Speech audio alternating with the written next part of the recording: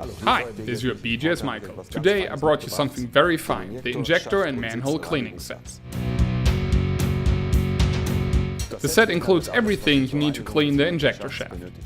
The devil is in the details. Inside the shaft is still a copper gasket, which you can easily remove with the injector gasket puller.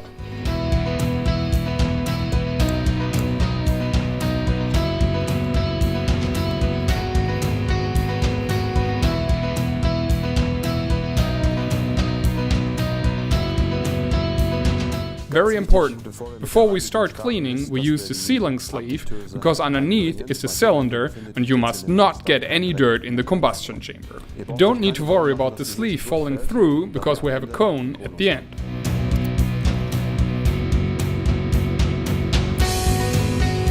We start with the blue cleaning brush and clean the contact surface for the copper ring.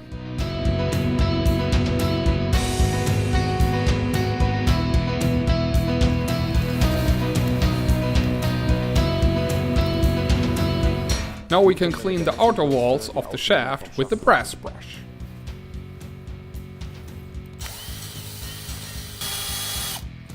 Another tip from me, please make sure that you use the brush only in clockwise direction.